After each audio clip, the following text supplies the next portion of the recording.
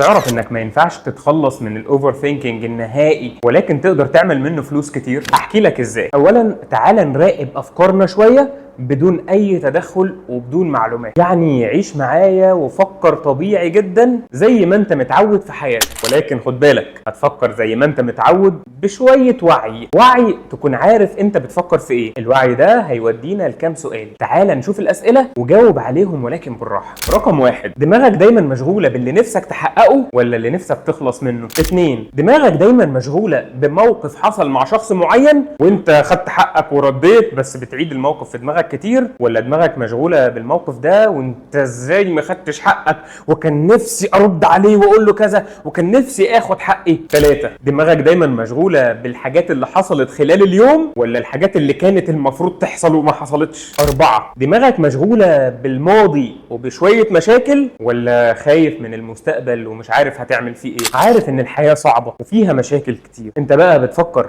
قد ايه المشاكل دي تقيله وقد ايه المواقف صعبه وقد ايه الحياه صعبه وتقيله عليك وانك مش قد الحمل ومش قادر تشيل وخلاص فقدت الامل، ولا بتفكر ايه الحل اللي يساعدني اتخلص واحل كل المشاكل دي؟ كل دي اسئله لو جاوبت عليها كويس يبقى انت عديت 50% من الحل. ال 50% التانية عشان تحل كل المشاكل دي استناني في الحلقه الجايه.